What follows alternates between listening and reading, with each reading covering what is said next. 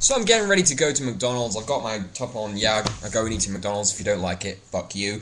And I'm thinking of going out, and then all of a sudden I just get the inner butterfly effect sparking off my head. And I'm very much aware of, let's just say I've heard of many metaphysical ideas, videos and such forth, which I am now, the movement of which I'm becoming very firmly anti, in the sense that it's just a bunch of labels for a bunch of stuff that they ripped off and peddled. There is no empirical physical reality except what you think, and what you think unconsciously creates an emotional field which creates everything. Now, when the inner butterfly effect occurs, one idea sparks a whole mess of ideas, and your whole perception disintegrates into individual particles which make no sense. And for someone like me, who already has a high idea flow, I see how every thought is kind of a universe in itself that sparks off even more and yet even more. And it's kind of like a kaleidoscope of just utter bullshit and insanity that both makes sense and doesn't at the same time. It's a kind of reality unto itself, and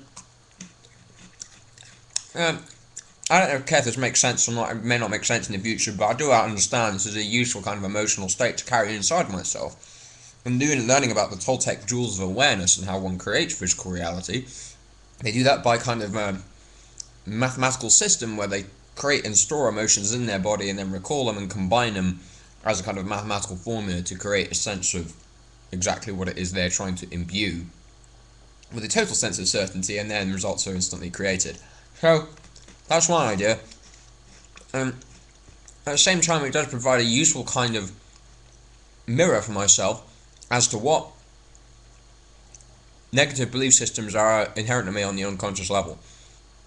Oftentimes I will browse an interesting user who I believe to be ahead of me, and many people are very, very, very ahead of me, as I enter into new areas that are very scary and completely different to me. I like to be pushed out to the level where I'm absolutely terrified, for these reasons.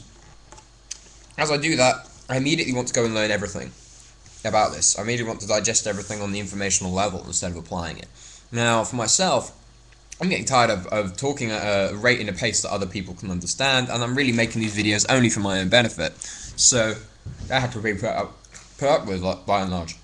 So, yeah, I get frustrated when I'm held back, and I don't have to be held back anymore.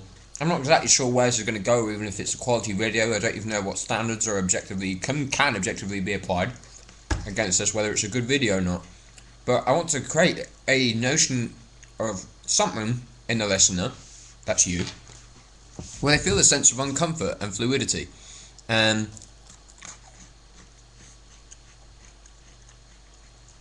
yeah, I think I generally tend to succeed in that very well as a kind of point of experimentation, because as much as new situations terrify me in the sense that they can be completely alien to my emotional and mental programming, they also provide the greatest food and fruit for myself in terms of growth. And that's exactly what I want and what I'm looking for. I'm looking forward to step forward out of my socialized self, my TOTALYL, and move hopefully more towards the narwhal, or at least where the narwhal is headed. I honestly don't know what the hell that is, though. I just don't know. I really like to combine things in completely obtuse, ridiculous patterns and maintain that as a holding point for as long as possible. The Toltecs call this moving the assemblage point. Here we go, I'm about to have a lemon moorhead. These things are amazing. So, on that note, that's how do we move forward. There's a terrific guy on one of the forums I frequent. His name is Durga Mata, or Joe Chowski? I'm not sure how to pronounce his second name. Point being, he's a kick-ass guitarist, and he's very interested in all things metaphysical. And going over his posts, as I am inclined to do, you often browse the entire collective posts of someone's entire back history on an internet forum to learn and digest everything they're talking about and combine it into a kind of mental and emotional center for myself.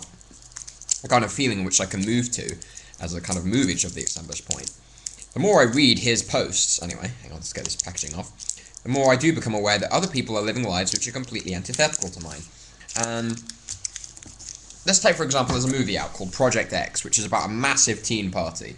Now, there are people saying, on both sides of the fence, saying, this is great, and other people on the other side of the fence saying, oh, this sucks.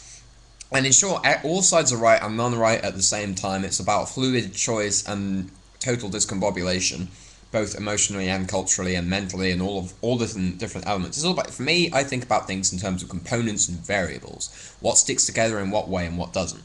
Now, the more you liberate yourself from your own mental, emotional, physical habit programming by stepping into the unknown and being a perpetual newcomer to all things, the more you align with the direct energy flow of life, because really all being a newcomer or a master really is a kind of a state of mental awareness, a state of mental programming that you can dip in and out of. Personally, I'm at the level where I don't think I serve anyone by being anything less than fully myself. Now, this video is available to you so you can replay it again and again, and it gives me the freedom to talk at great length about whatever I want without the fear of having to worry about if anyone is actually listening in closely enough, because you can always hit the rewind button or the slow down button. I myself like to listen to interviews of, let's say, marketing superstars and speed it up to 0.5 of the rate, or maybe even twice the speed, so I can digest information at the rate faster. And this is a very ambitious endeavor I'm entertaining at the moment, and I'm really taking time out of my day to make this video. I just love that inner butterfly effect. I fucking love it, because it completely screws with my mind on such a fundamental level. It reminds me that there is no center.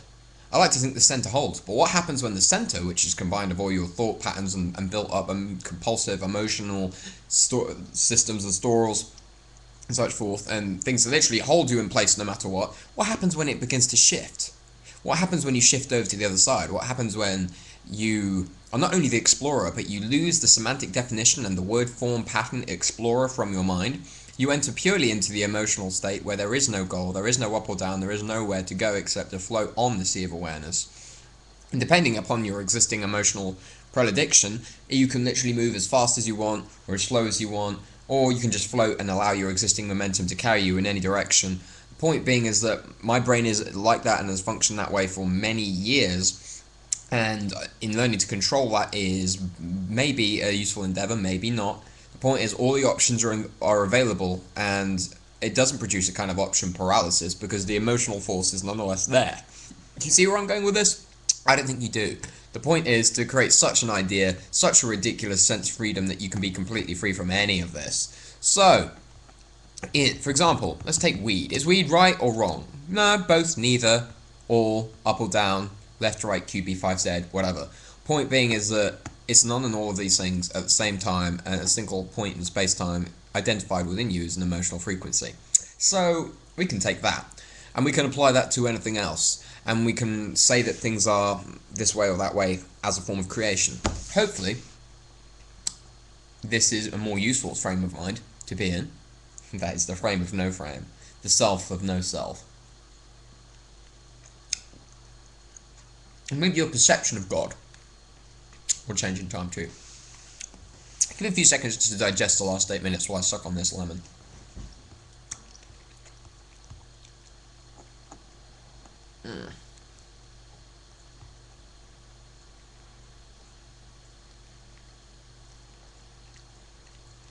You see, that wasn't really that sour at all, that was pussy. You see, I like to listen and read.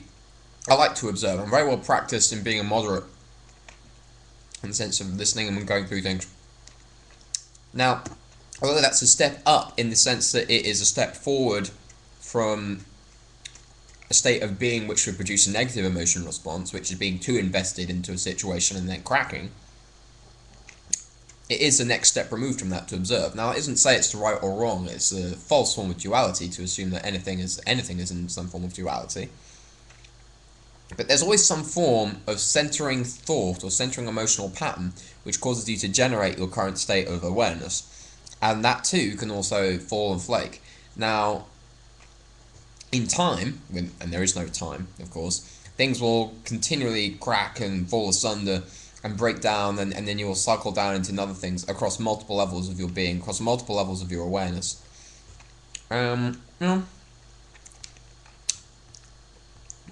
This is very extreme metaphysics. That's what I'm calling this video. Extreme metaphysics and sour candy. Chances are we'll return to our regularly scheduled programming pretty soon. But of course, the idea is, how strong is your programming unless you're willing to completely disregard it? And is the fact that you're willing to disregard it really really worth the time invested? In the sense that are you proving anything right or wrong, essentially, by your attempts to go down this road? This is good stuff. I really recommend Warheads. They're awesome, particularly the not sure, the strawberry, the raspberry ones, or blueberry. Absolutely amazing. I had them when I was 9 and went to California. Anyway, in my continual attempts to have the best life ever, from this extreme metaphysical, systematic thinking, high idea flow, ridiculous position of mind, then it is possible to indulge just about everything from the state of mind. Hopefully I can get my emotional strength up to speed to the point where I can really create this fully. So, there's much more to talk about. Like, for example, I'll read you off one thing. One thing from my personal archive. I know I can just hear the gasps. Oh, I know I'm getting a bit of a cult personality on YouTube. There are people who really love me. That's crazy. I don't really think I'm all that special.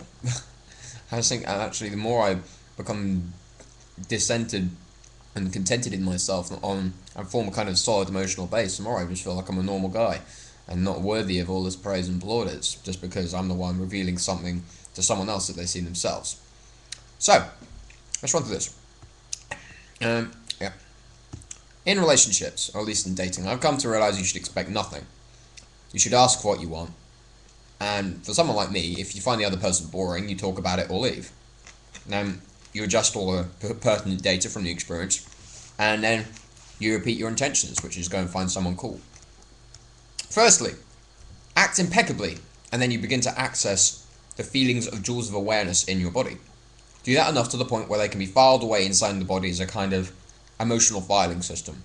Then it is a case of fluid mathematics to manifest results. Now, a little bit of backstory about this idea. In Toltec numerology, the idea of the Holy Triumvirate, which is present in many different religions, which is that I am, the Father, Son, and God, like thought, word, and deed, etc. Like id, ego, superego, all of these different elements are manifest on 11 different levels to produce 33 different numbers, which can be accessed as emotional states inside the body. Now, the idea is to become so impeccable in your direction and to be accessing your true sense of self, which goes beyond the culturalized self into almost the unknown. Then you begin to access and see signs and symbols all around you, such as numerological symbols, 1111, 1212, etc. I myself recently be seeing mirrored numbers. So yes, and the point is that you can produce certain results by combining these in a mathematical formula. For example, the number 0 is universality. The number 1 is fluidity, etc. 2, humility and understanding. 3, creativity and joy. 4, stability, and etc. It goes on like that. 5, freedom and growth. It goes on all the way up to like 1 to 22 are the positive jewels, and 1 to 21, I think, and 22 to 32 are the dark jewels. And the more you begin to see those within yourself as a direct correlation, that you feel the feeling as you see the numbers, you then begin to file them away and produce results directly. And it's a kind of an arcane, strange idea, much like acupuncture, as I talked about in the previous video. Anyway, I've started to apply this to my dating life as I moved into a very particular circle. So, okay. This is what else I would say. Personal power comes first. Use your unique love, which is a both sense of eros and agape, to build a kundalini serpent inside yourself with the 22 exercises in the book Don Juan and the Art of Sexual Energy. Then begin practicing active and lucid dreaming to move your assemblage point. Accessing alternate worlds comes from this form of energy and you must use it wisely. Personal power is the foundation, but joint funge is the sponge and the stuff of life. Celibacy is not the path of the warrior. Good point to make. Politics, religion, marriage and children, in both the social sense of morality and avoiding loneliness and being immortal, are socialized reflections of what is a part of my true self, and I don't need to pay attention to them as exterior reflections and projections. I can clean the projected unconscious and emotional spiritual baggage that others have forced on me, and I picked up as a sensitive individual, and I have, numerous times, through shrewd socializing and belief change. Now I can imagine I'm in an enclosed bubble. I can mirror back other people's stuff and sweep away my own guns like a wave to move forward. Now, those are just typical self-help techniques which actually are very useful for myself. I have double the sexual energy of a normal person because I am a double being. I am a spiritual narwhal in the Toltec tradition. This, for me, probably means being in polyamorous, kinky, and emotionally secure relationships without the label or conditioning that applies, with one primary narwhal life lover and partner, but also many other individuals.